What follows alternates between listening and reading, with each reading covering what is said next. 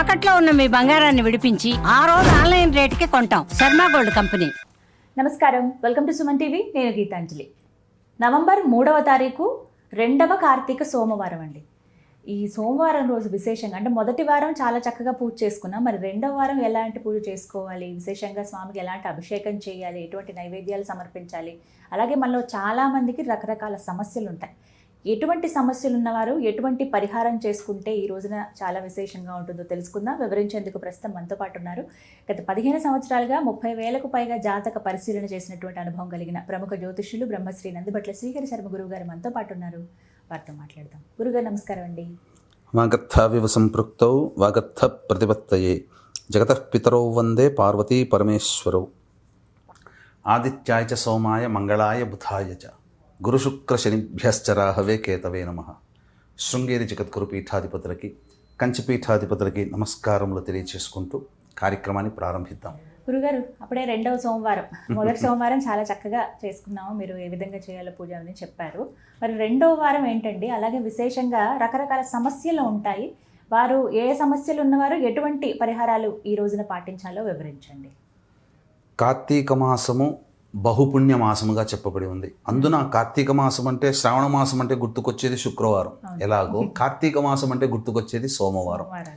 ఈ సోమవారాన్ని ఎవరైతే విధి విధానాలతో ఆచరిస్తారో, శివాజ్ఞ లేనిదే చీమైన కుట్టదు, లయకారకుడు పరమేశ్వరుడు, ఆయన అనుగ్రహం కోటి వంతులో 1,00,000 కోట్ల వంతు మన మీద ఉందంటే మన సమస్యలన్నీ తీరిపోతాయి.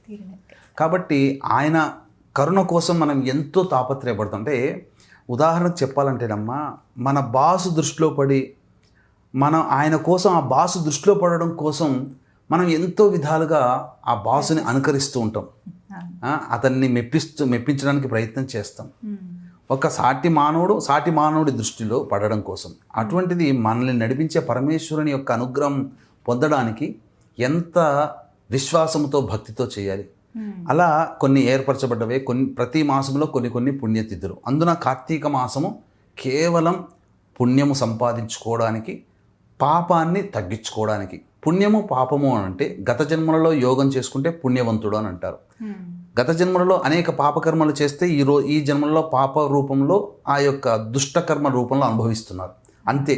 కాబట్టి దీని అంతరార్థం, ఈ జన్మల్లో మనం పుణ్యం చేసుకుంటే అది భవిష్యత్ జన్మకి, గత జన్మల్లో చేసినటువంటి పాపకర్మ దోషము తొలగిపోతుంది. ముఖ్యంగా ఈ కార్తీక మాసంలో వచ్చే సోమవారం రోజున విధి విధానాలు ఆచరించాలి. అయితే ముఖ్యంగా ఈ సోమవారానికి, రెండవ సోమవారానికి 3వ తారీఖు నవంబర్, ఆ రోజుకి చాలా ప్రత్యేకత ఉందమ్మా. అసలు చెప్తుంటుంటే ఆ కాంబినేషన్ చూస్తే ఎంతో చాలా ముచ్చటేసింది. ముచ్చటంటే కూడా మానవులు తరించడానికి భగవంతుడు ఈ రూపంలో ఇలా మనకు భవిష్యత్ అంతా కూడా అంధకారంగా ఉండే రోజులు. ఎందుకంటే యుద్ధాలతో అనేక ప్రమాదాలు పొంచి ఉన్న దేశాలలో ఇటువంటి పుణ్యతిథులు ఉన్నటువంటి ఆచరించే సనాతన ధర్మంలో మనం పుట్టినందుకు చాలా సంతోషపడాలి. సోమవారం రోజున, ఆ రోజు త్రయోదశి తిథి, సోమవారం అయింది, ఉత్తరాభాద్ర నక్షత్రం అయింది. అంటే అన్ని శుభ నక్షత్రాలలో కొన్ని శుభ నక్షత్రాలు, 27 నక్షత్రాలు, కొన్ని శుభ నక్షత్రాలలో ఉత్తరాభాద్ర నక్షత్రం కూడా ఒకటమ్మా. సర్వమైనటువంటి శుభకర్మలు ఈ ఉత్తరాభాద్ర నక్షత్రంలో ఆచరించవచ్చని శాస్త్రం, పంచాంగం చెబుతుంది. సోమవారం ఈశ్వరుడికి సంబంధించినటువంటిది. త్రయోదశి తిథికి అధిపతి రుద్రుడు. ఉత్తరాభాద్ర నక్షత్రము, ఈ యొక్క ఉత్తరాభాద్ర నక్షత్రానికి అధిపతి శని భగవానుడు. అంటే ఉత్తరాభాద్ర నక్షత్రము, శని భగవానుడు రెండు ఒకే సరళ రేఖలో ఉన్నాయంటే, శని భగవానుడు సంచరిస్తున్నటువంటి రేఖ, చంద్రుడు సంచరిస్తున్నటువంటి ఉత్తరాభాద్ర నక్షత్రం ఒకే రేఖలో దగ్గరగా ఉన్నటువంటి కారణం చేత ఇది అమృత తుల్య యోగంగా ఈ యొక్క 3వ తారీఖు రోజున చెప్పబడి ఉందమ్మా. ప్రధానముగా శని దోషముతో బాధపడుతున్నటువంటి రాశుల్లో జన్మించిన వాళ్ళు, కాలసర్పదోషము, సర్పదోషంతో బాధపడుతున్నటువంటి వాళ్ళు, గత జన్మ పాపకర్మ ఉన్నందువల్ల ఆ వ్యక్తి ఎక్కడికి వెళ్ళినా అపజయమే తప్ప జయం అంటూ ఉండదు. అటువంటి వాళ్ళు పాపకర్మను తగ్గించుకొని జయాన్ని పొంది విధంగా ఈ రోజున కొన్ని ఇంట్లో సాధారణంగా చేసుకోగలిగేటువంటి పూజలు చేసుకుంటే చాలా మేలు జరుగుతుందమ్మా. ఇప్పుడు శని మీనరాశిలో సంచారం చేస్తున్నాడు కాబట్టి కుంభ, మీన, మేషరాశి వారికి ఏలినన్నాడు శని, మిథున రాశి వారికి కంటక శని, సింహరాశి వారికి అష్టమ శని, ధనుస్సు రాశి వారికి అర్ధాష్టమ శని, ఇక కర్కాటక వృశ్చిక రాశి వారికి యోగ శని, కన్యా రాశి వారికి దాంపత్య శని. వెరసి మేష మిథున కర్కాటక సింహ కన్య వృశ్చిక ధనుస్సు కుంభ మీన రాశిలో జన్మించినటువంటి వారికి ఈ యొక్క శనిదోష ప్రభావం ఉంటుంది. ఎవరైనా కాలసర్పదోషంలో జన్మించినా లేదా ఈ సంబంధించినటువంటి సర్ప ప్రభావంతో నాగదోషంతో జన్మించిన పాపకర్మను తొలగించుకొని పుణ్యాన్ని పెంపొందించుకునే వాళ్ళు ఈ రోజున చెప్పబడేటువంటి కొన్ని పరిహారాలు పాటించాలమ్మా. ముందుగా ఈ శని ప్రభావంతో బాధపడుతున్నటువంటి వాళ్ళు అద్భుతమైన వరం సోమవారం. ఎందుకంటే ఉదయం 7:30 నుంచి 9 గంటల వరకు రాహుకాలం ఉంటుంది. ఈ సంబంధించినటువంటి దేవాలయంలో ఉన్నటువంటి నవగ్రహాల్లో శనైశ్చరుడికి, అలాగే శివలింగానికి కానీ లేదా శివాలయంలో ఉన్నటువంటి కాలభైరవుడికి కానీ నువ్వుల నూనెతో లేదా ఆవ నూనెతో అభిషేకము జరిపించినట్లయితే కాలభైరుడికి ఆవ నూనె, శివలింగానికి నువ్వుల నూనె, శనైశ్వరుడికి నువ్వుల నూనెతో అభిషేకము జరిపించి ఆ యొక్క శనైశ్వరుడికి ఈ నీలివర్ణపు శంకు పుష్పాలు కానీ చామంతి పుష్పాలతో కానీ ఈశ్వరుడికి కానీ అర్చన చేసి, కాలభైరుడికి కూడా ఈ నీలిరంగు పుష్పాలతో అర్చన చేసితే సమస్త విధమైనటువంటి శని దోషములు తొలగిపోతాయమ్మా. ఎందుకంటే శని ప్రభావం వలన అనేక సమస్యలు వస్తాయి. ఆ అనేక సమస్యలు ఈ చెప్పినటువంటి రాశుల్లో జన్మించిన వాళ్ళు అనుభవించే వాళ్ళకి తెలుస్తుంది. ఆ సమస్యలకి సంపూర్ణ పరిష్కార మార్గంగా ఉంటుంది. ఇక రెండవదైనటువంటి సర్పదోష నివారణకి సంబంధించినటువంటిదంటే అద్భుతమైనటువంటి ప్రక్రియ ఈ రోజున చేసుకోవచ్చు.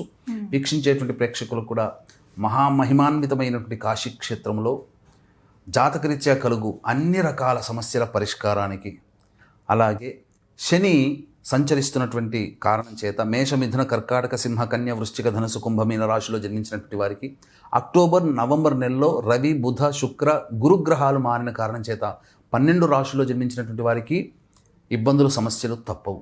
అటువంటి దోషాల నివారణకి సర్వదోష నివారణ పూజలు హోమాలు జరిపించి శక్తిపాతము చేసినటువంటి కరుంగలి మాల మీకు ఇవ్వడం జరుగుతుంది. ఈ కార్యక్రమంలో నమోదు చేసుకోదలిచినటువంటి వాళ్ళు నవంబర్ 6వ తారీఖు రోజున జరుగుతుంది కాబట్టి ఆ 6వ తారీఖు రోజున మధ్యాహ్నం 2 గంటల లోపల మీరు గోతనామాదులు స్క్రీన్పై కనిపిస్తున్న నెంబర్కి కాంటాక్ట్ చేసి చెప్పవచ్చు. ఇది మనం కాశీ క్షేత్రంలో చేసేటువంటిది. నవంబర్ 20 అమావాస్య రోజున శ్రీశైల క్షేత్రంలో, డిసెంబర్ 4 గురు పౌర్ణమి సందర్భంగా దత్తక్షేత్రంలో కూడా ఇలాంటి దోష నివారణ కార్యక్రమాలే జరపబడుతున్నాయి. ఇక గమనించుకున్నట్లయితే సర్పదోషముతో కానీ కాలసర్పదోషముతో కానీ సంతానపరమైనటువంటి ఇబ్బందులతో ఇబ్బంది పడుతున్న వాళ్ళు కానీ చర్మ సంబంధమైనటువంటి వ్యాధులతో ఈఎన్టీ ప్రాబ్లమ్స్ అంటారు, వాటితో ఇబ్బంది పడుతున్నటువంటి వాళ్ళు కానీ 7:30 నుంచి 9 గంటల లోపల రాహుకాలము కాబట్టి ఆ సంబంధించినటువంటి ఆవు పాలలో కొన్ని శంకు పుష్పాలు, నీలిరంగు పుష్పాలు వేస్తే సహజ సిద్ధముగా నీలి రంగుకు చేరుకుంటాయి. ఆ యొక్క పావుగంట తర్వాత ఆ యొక్క ఆవు పాలతో శనైశ్వరుడికి అవసరం లేదు, ఈశ్వరుడికి అభిషేకం జరిపిస్తే చాలమ్మా. కాలభైరుడికి అభిషేకం జరిపించినా చాలు. శనైశ్వరుడికి కూడా శని దోష నివారణకి ఇలా జరిపించుకోవచ్చు, తప్పులేదు. ఈ విధంగా చేసినటువంటి సర్వదోషాలు తొలగిపోతాయమ్మా. అంతేకాకుండా కార్తీక సోమవారం కాబట్టి ఉదయాన్నే లేచి కాలకృత్యాదులు తీర్చుకొని ఇంట్లో చక్కగా దీపారాధన, ఆవునేతితో దీపారాధన చేసి శివ పరివారానికి చిత్రపటానికి పూలమాల వేసి, ఇంట్లో శివలింగం ఉంటే శివలింగానికి అభిషేకం చేసి శివ సహస్రనామ పారాయణం చేసి శివాలయం చేరుకొని ఆ పరమేశ్వరునికి భక్తిపూర్వకంగా నిన్నే నమ్ముకున్నాను, నీ యొక్క తర్వాత నాకెవ్వరూ లేరు, నీవే నాకు దిక్కు, నా సమస్యలు తీర్చేవాడివి నువ్వే పరమేశ్వర అని చెప్పి భక్తిపూర్వకంగా నమస్కారం, సాష్టాంగ నమస్కారం చేసి ఇంటికి వచ్చి ఆ రోజు ఉపవాసం ఉండి ప్రదోషకాల సమయంలో మళ్ళీ శివాలయానికి చేరుకొని మారేడు దళాలతో అర్చన చేయించుకున్న, శంకు పుష్పాలతో అర్చన చేయించుకున్న, మల్లెపూలతో అర్చన చేయించుకున్న, జిల్లేడు పుష్పాలతో అర్చన చేయించుకున్న, చామంతి పుష్పాలతో అర్చన చేయించుకున్న ఆ పరమేశ్వరుని యొక్క అనుగ్రహం సంపూర్ణంగా కలుగుతుంది. అందులో సందేహమే లేదమ్మా. ప్రదోషకాల సమయంలో ఈ సోమవారం రోజున శివాలయంలో దీప ప్రజ్వలనం, దీపదానము, ఉసిరిక దానము, సాలగ్రామ దానం, అలాగే విష్ణు ఆలయంలో కూడా ఈ విధంగా దీప ప్రజ్వలనం చెప్పినటువంటి దానాలు గనక చేసిన వ్యక్తికి అసలు చెప్పాలంటే చాలా పుణ్యం కలుగుతుంది, చాలా సమస్యలు నివారణ అవుతాయి. ఈ యొక్క సోమవారం రోజున ఎవరైతే మార్కండేయ పురాణాన్ని దానం చేస్తే వాళ్ళకి పౌండరీక యాగం చేసినటువంటి పుణ్య ఫలితం దక్కుతుందమ్మా. ఈ విధంగా 2వ సోమవారం వివిధ సమస్యల పరిష్కారానికి ఇలా పరిహారాలు చేసుకోవచ్చు అంట. చక్కగా వివరించారంటే ధన్యవాదాలు. సర్వం శ్రీ ఉమామహేశ్వర పర బ్రహ్మార్పణమస్తు.